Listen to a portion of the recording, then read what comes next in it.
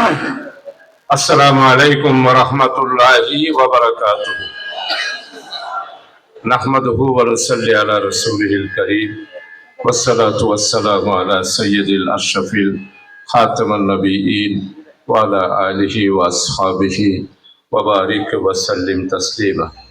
সম্মানিত এশিয়া উপমহাদেশের বৃহত্তম নির্যাতিত, নিপীড়িত, রক্তস্নাত, ত্যাগ, তিতিক্ষা, হত্যা, গুম এর উপরে গঠিত পিরামিডের উপরে আমাদের প্রিয় জন্মভূমি বাংলাদেশের এই অঙ্গনে ইসলামী আন্দোলনের অন্যতম একটি সংগঠন বাংলাদেশ জামাত ইসলামীর আজকে ইপিজেড থানা কর্তৃক আমাদের এই পূরণীয় অনুষ্ঠানের সম্মানিত সভাপতি জনাব মোহাম্মদ ওসমান গনি ভাই, মঞ্চে উপস্থিত আছেন আমাদের প্রিয় ভাই, আগামী দিনের আমাদের এই এলাকার জামাত ইসলামের কান্ডারি, এই এলাকার নির্যাতিত, নিপীড়িত, অসহায়, নিরন্ন মানুষের মুক্তির জন্য যিনি দাঁড়িয়েছেন, বাংলাদেশ জামাত ইসলামের আমাদের অন্যতম নেতা, আজকের প্রধান বক্তা জনাব জননেতা শফিউল আলম ভাই, সম্মানিত আমাদের ইপিজেড থানার সংগ্রামী আমির, ইসলামী আন্দোলনের অত্যন্ত প্রবীণ নেতা, আমাদের দীর্ঘ জীবনের ইসলামী আন্দোলনের পরীক্ষিত নেতা, বিশিষ্ট চিন্তাবিদ জননেতা জনাব মোহাম্মদ আবুল মুকাররম, সম্মানিত আমাদের এই এলাকার আরেকটি ওয়ার্ডের জামাতের নেতা এবং আমাদের কাউন্সিলর পদপ্রার্থী জনাব মোহাম্মদ হুসাইন ভাই, সম্মানিত এই এলাকারই কিছু সন্তান, আপনাদের এই এলাকারই সর্বস্তরের মানুষের পরিচিত নেতা জনাব অ্যাডভোকেট মোহাম্মদ শাহেদ ভাই সহ মঞ্চে উপস্থিত আমার নেতৃবৃন্দ, সম্মানিত আমাদের ওয়ার্ডের কর্মপরিষদ সদস্যবৃন্দ, ইউনিট সভাপতি, ওয়ার্ডের আমির এবং এই এলাকার গণ্যমান্য ব্যক্তিবর্গ, বন্ধুবর, রাজনীতির সম্মানিত নেতৃবৃন্দ এবং আজকের এই ঈদ পূর্ণিমা অনুষ্ঠানে উপস্থিত আমার সর্বস্তরে ইপিজেডের আজকের এই বন্দর টেলার এই এলাকার সর্বস্তরের আমার প্রিয় যুবক, ছাত্র এবং মুরব্বী এবং দেশবাসী, মাইকের আওয়াজ যতটুকু যাচ্ছে আমার ব্যবসায়ী, দোকান কর্মচারী সহ সর্বস্তরের ভাই সহ, আমি আল্লাহ তাআলার শুকরিয়া আদায় করছি। আজকে ভয় এবং আতঙ্ক স্বাধীনভাবে আমরা কণ্ঠ উঁচু করে আপনাদের খেদমতে দাঁড়িয়ে এই পূরণীয় অনুষ্ঠানে কিছু কথা বলার, আপনাদের সাথে সাক্ষাৎ করার, নেতৃবৃন্দদের বক্তব্য আপনারা শুনেছেন, তাদের বক্তব্য শোনার আল্লাহ তাআলা যে একটা পরিবেশ করে দিলেন, সেই আল্লাহ তাআলার শুকরিয়া আদায় করে শুকরাতান কালমা পাঠ করছি। ইয়া রব লাকাল হামদ কামা ইয়ামবাগি লিজালালি ওয়াজহিকা ওয়া আযিমি সুলতানিকা। সম্মানিত ভাই সব, বাংলাদেশ জামাত ইসলামী বাংলাদেশের 54 বছরের ইতিহাসে সবচেয়ে বেশি নির্যাতিত একটি ইসলামী আন্দোলন। বাংলাদেশ জামাত ইসলামী 83 বছর পূর্বে যে দাওয়াত এই এশিয়া উপমহাদেশের এই মহাভারতের 1941 সালে যে যাত্রা শুরু করেছিল, আমরা 83 বছর পরও ঠিক একই দাওয়াত এবং একই বক্তব্য আজকে আমরা জনগণের কাছে পৌঁছে দিচ্ছি। আমরা এই দেশে কোনো রাজনীতি করতে চাই না। আমরা এই দেশের নির্যাতিত, নিপীড়িত, অসহায়, নিরন্ন মানুষের মুক্তির জন্য আমাদের আদর্শ হলো একমাত্র নবী মুহাম্মদ রাসূলুল্লাহ সাল্লাল্লাহু আলাইহি ওয়াসাল্লাম মদিনায় মুনওয়ারাতে যে ইসলামী রাষ্ট্র কায়েম করেছিলেন, যেই রাষ্ট্রের জন্য আমার নবী বদরের যুদ্ধের প্রান্তরে শাহাদাত বরণ করেছিলেন, সাহাবায়ে কেরামগণ, রাসূল আকরাম সাল্লাল্লাহু আলাইহি ওয়াসাল্লামের সঙ্গী সাথীগণ উহুদের যুদ্ধে দমদার মুবারক শহীদ করেছিলেন, খন্দকের যুদ্ধে সেই উহুদের ইহুদি এবং কুরাইশ বংশধের সাথে যুদ্ধে আমার নবী খন্দকের যুদ্ধে কিজার জ্বালায় পেটে পাথর বেঁধেছিলেন। আমি রাসূলুল্লাহ সাল্লাল্লাহু আলাইহি ওয়াসাল্লামের জীবনের সবচেয়ে বেশি আমার কষ্ট লাগে আল্লাহর পেয়ারা নবী সৈয়দুল আম্বিয়া রাসূল আকরাম সাল্লাল্লাহু আলাইহি ওয়াসাল্লাম নূরে মুজাসসাম, যিনি না হলে এই পৃথিবীতে মানবতার মুক্তি হতো না। তিনি আখিরি পয়গাম্বর, ইমামুল আম্বিয়া, যাকে আল্লাহ তাআলা মেরাজে নিয়ে গিয়েছিলেন, যাকে আল্লাহ তাআলা হাউজে কাউসারের কাউসার দান করলেন। সেই রকম আল্লাহর পেয়ারা হাবিব একমাত্র একটি ইসলামী রাষ্ট্রের জন্য, ওয়েলফেয়ার একটি স্টেটের জন্য, ন্যায় ইনসাফ বৈষম্যহীন একটি সমাজের জন্য, নিরন্ন মানুষের, ক্ষুধার্ত মানুষের, অসহায় মানুষের গোলামির থেকে মানুষকে বাঁচানোর জন্য নবী মুহাম্মদ রাসূলুল্লাহ সাল্লাল্লাহু আলাইহি ওয়াসাল্লাম ৮৬টা যুদ্ধে অবতীর্ণ হয়েছে। আমরা বাংলাদেশ জামাত ইসলামী ঠিক আমাদের এই প্রিয় জন্মভূমি বাংলাদেশের মধ্যে আমরা আমাদের স্বাধীনগামী মানুষ, 19৭১ সালে আমরা ৩০ লক্ষ মানুষ রক্ত দিয়েছি। রক্তে কেনা আমাদের স্বাধীনতা। ৯ মাস আমার দামাল এই দেশের ছাত্র, যুবক, কৃষক, শ্রমিক, কর্মচারী সবাই রক্ত দিয়ে ৯ মাস সশস্ত্র যুদ্ধ করে আমরা বিজয় ছিনে এনেছিলাম ১৬ই ডিসেম্বর। দুর্ভাগ্য, আজকে ৫৪ বছর হয়ে গেল, মুক্তিযোদ্ধার স্বপ্ন বাস্তবায়িত হয় নাই। যারা রক্ত দিয়েছিল তাদের রক্তের সাথে রাজনৈতিক দলগুলা বেইমানি করেছে। ১৬ই ডিসেম্বরের যেই বিজয় হলো, ৫৬টা বছর অতিবাহিত হলো, আমরা তৃতীয় স্বাধীনতার পরিপূর্ণতা পেয়েছি ৩৬শে জুলাই ২০২৪ সালে।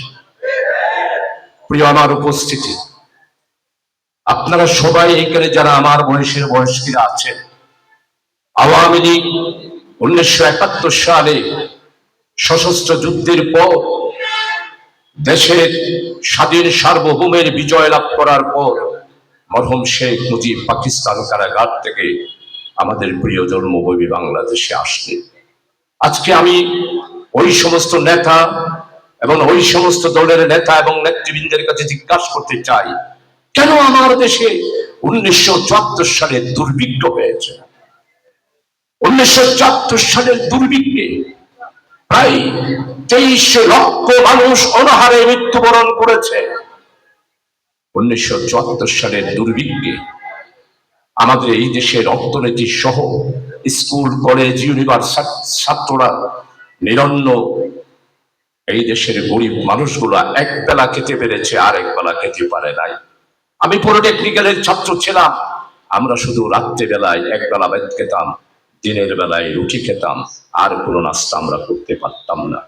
তাই আজকে ১৯৭৪ সালের এই কথা বলেই আজকে আমাদের মাননীয় উপদেষ্টা, বিশ্ববরণ্য স্কলার, নোবেল বিজয়ী, ১৯২টা রাষ্ট্রের মধ্যে যার স্থান চতুর্থ, আমাদের চট্টলার কৃতি সন্তান ডক্টর ইউনূস। আপনারা দেখেছেন যেই বিনিয়োগ ইনভেস্টমেন্ট সামিটের মধ্যে উনি বক্তৃতা দিতে গিয়ে ১৯৭৪ সালের দুর্ভিক্ষের কথা বলে উনি কেঁদে দিয়েছেন। আওয়ামী লীগের বন্ধুরা, ৭৪-এর যেই দুর্ভিক্ষ, সেই দুর্ভিক্ষের জবাব আপনারা দেন নাই। ১৯৭২ সাল থেকে শুরু করে ৭৫ সাল ৪০,০০০ নেতা কর্মীদেরকে আওয়ামী লীগের শাসন আমলে আমার দেশের ছাত্র, যুবক জনতাকে তারা হত্যা করেছে। এই বিচার কি সেই আওয়ামী লীগের আপনারা করেছেন? না, আপনারা হত্যার বিচার করেন নাই। ১৮ বছর ৯৬ থেকে ২০০০ বাংলাকে বারবার আপনারা শাসন করেছেন। বর্গীর মতো, ব্রিটিশ ব্যারিয়াদের মতো বাংলাদেশকে আপনারা শোষণ করেছেন, বাংলাদেশের টাকা বিদেশে পাচার করেছেন, বাংলাদেশের অর্থনীতিকে ধ্বংস করেছেন, বাংলাদেশকে ইন্ডিয়ার গণরাজ্যে পরিণত করার জন্য ষড়যন্ত্র করেছেন। স্বাধীনতার সার্বভৌমত্বের জন্য যেই মুক্তিযোদ্ধারা রক্ত দিয়েছিল, দামাল ছেলেরা যারা বিজয়ের সময় ৯ মাস যুদ্ধ করেছিল, তাদের সাথে আপনারা রক্তের সাথে, তাদের সাথে আপনারা বেইমানি করেছেন। আজকে আপনারা ১৮ বছর দেশ শাসন করেছেন। আমরা বাংলাদেশ জামাত ইসলামী কারো বিরোধিতা করি না, আমাদের সংগ্রাম হলো আদর্শের সংগ্রাম। আমরা আদর্শের বিরোধিতা করি, কোন ব্যক্তির বিরোধিতা নয়। আমরা বলি, যারা রাজনীতি করেন আপনারা স্পষ্ট জনগণের কাছে তাদের আদর্শের কথা আপনারা প্রচার করেন না। আপনারা মৌগ্রসক স্লোগান দেন, জনগণকে আপনারা বিভ্রান্ত করেন, ক্ষমতায় গিয়ে আমার বাংলার সমস্ত সম্পদগুলো আপনারা লুণ্ঠন করেন। যারাই ক্ষমতায় গিয়েছেন বাংলার জনগণের কোনো উপকার করতে পারেন না। প্রিয়, 18 বছরে আপনারা শাসনে ছিলেন, আমাদের কি অপরাধ? আমরা কি করেছি? আমরা তো শুধু ইসলামের কথাই বলেছি। আমাদের দাওয়াত তো শুধু একটা, ইন্না দীনা ইন্দাল্লাহিল ইসলাম। ইসলামই হচ্ছে কমপ্লিট কোড অফ লাইফ। ইসলাম হচ্ছে পরিপূর্ণ একটি জীবন ব্যবস্থা। এই দাওয়াতটা স্বাধীনতার পর থেকে আমরা এই পর্যন্ত দিয়ে গেলাম, কিন্তু আপনারা জনগণের কাছে আমাদের এই দাওয়াত পৌঁছার ক্ষেত্রে সবচেয়ে বেশি বাধার সৃষ্টি করেছেন রাজনৈতিক অন্যান্য দল। আপনাদেরকে সঠিকভাবে কাজ করতে দেন নাই। আজকে আমি অনুরোধ করবো, আপনারা একটা জনসভা করেন। ডবল মর্নিং করে আসলাম, এখন করলাম, আর একটা করলাম। এখন আমার আরো প্রায় 6টা মাহফিল আছে, আরো সাতকানিয়াতে। এক একটা মাহফিলের দূরত্ব 2 মাইল 1 মাইল ভেবে আছে। রাত্রে প্রায় 3টা বাজবে। আজকে দীর্ঘ বক্তব্য রাখবো না। আমাদের গণসংযোগ পক্ষ শুরু হয়েছে, আজ থেকেই আমাদের গণসংযোগ পক্ষ। আপনারা যারা আজকে এখানে আজকে যারা উপস্থিত হয়েছেন তাদের কাছে অনুরোধ করব, আমাদের এই দাওয়াত, আমাদের এই কাজ, এটা হলো আল্লাহর পক্ষ থেকে দেওয়ার দায়িত্ব। আমাদের দল নবীওয়ালা দল, আমাদের দল রাসূলুল্লাহ সাল্লাল্লাহু আলাইহি ওয়াসাল্লামের রেখে যাওয়া সুন্নাহ অনুসারে একটি দাওয়াতি মিশন এবং একটি দাওয়াতি আন্দোলন। আমরা চাই এই দেশের নির্যাতিত, নিপীড়িত, অসহায়, নিরন্ন মানুষের মুক্তির জন্যে আমরা একটি বিশাল পরিবর্তন চাই, বিপ্লব চাই, গণ অভ্যুত্থান করতে চাই। প্রিয় আমার উপস্থিতি, আপনারা যারা আজকে উপস্থিত হয়েছে, একটু প্রশ্ন করেন, 18 বছর, আজকে যদি 8 মাসে আমাদের ইন্টারিয়াম গভর্নমেন্ট, উপদেষ্টা পরিষদ যদি গত রমজান মাসে জিনিসপত্রের দাম মানুষের ক্রয় ক্ষমতার নাগালের মধ্যে রাখতে পারে, তাহলে আপনারা 18 বছর পারেন নাই কেন? এই সরকার যদি 100 টাকায় 5 কেজি পেঁয়াজ যদি জনগণের কাছে দিতে পারে, 100 টাকায় যদি 4 কেজি আলু দিতে পারে,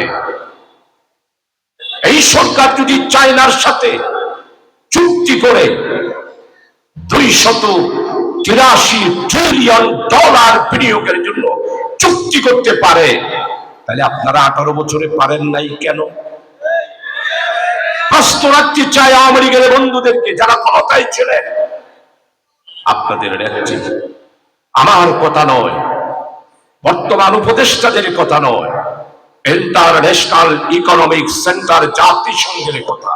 শেখ হাসিনা এবং শেখ রেহেনা $283 বিলিয়ন বিদেশে পাচার করে দিয়েছেন।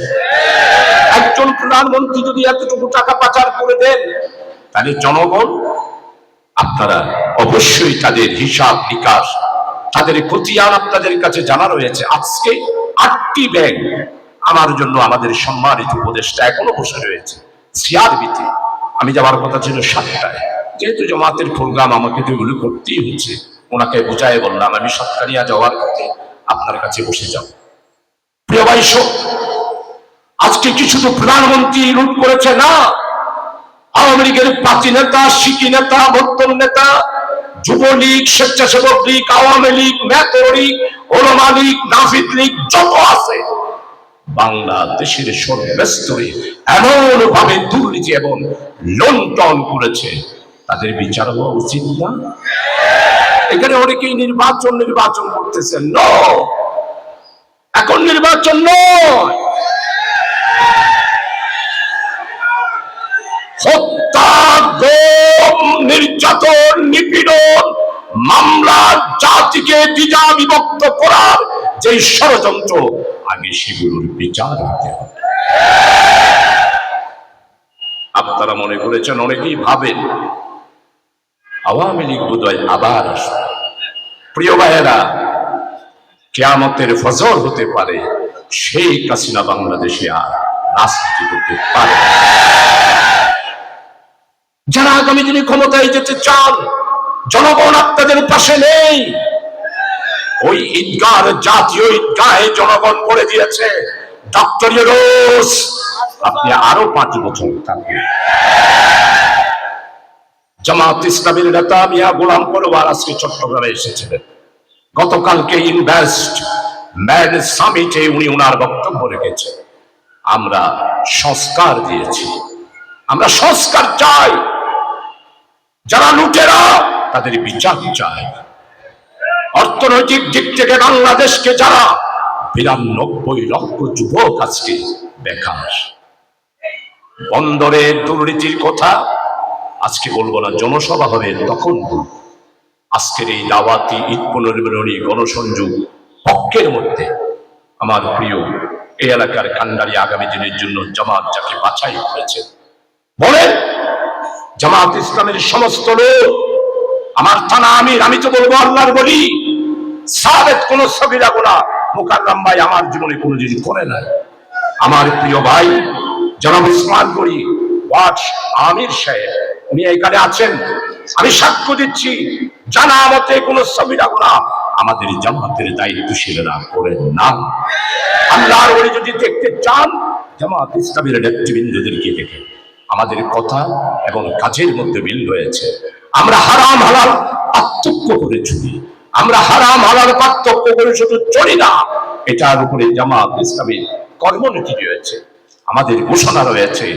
হারাম পর্যায়ে ইনকামের এমন কোন উপায় যদি কেউ গ্রহণ করে তাকে জামাত ইসলামী শপথ দেয় না, ইন্না সালাতি ওয়া নুসুকি ওয়া মাহইয়ায়া ওয়া মামাতি লিল্লাহি রাব্বিল আলামিন, এই শপথ জামাত দেয় না। তাই প্রিয় উপস্থিতি, আজকে আপনারা যারা উপস্থিত হয়েছেন ইনশাআল্লাহ একবার আসুন, আসুন এই 18 বছরে হাই রে হাই কেমন রাজনীতি। আপনারা কেমনে বলেন যে আমরা আবার আসবো? আপনারা নেত্রী না, আপনাদের নেত্রী না?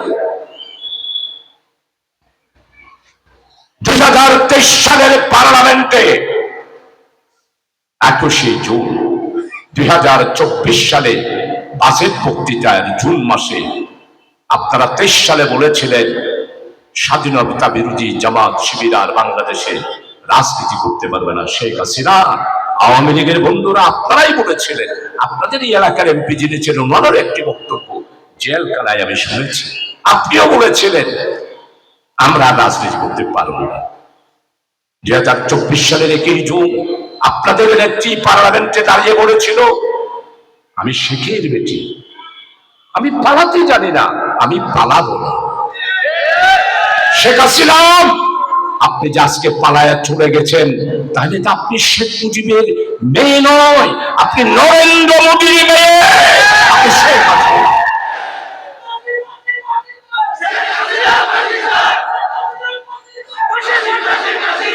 প্রিয় ভাই সব, প্রিয় ভাই সব, আপনাদের খেদমত আরজ করবো, এখন আমাদেরকে কাজ করতে হবে।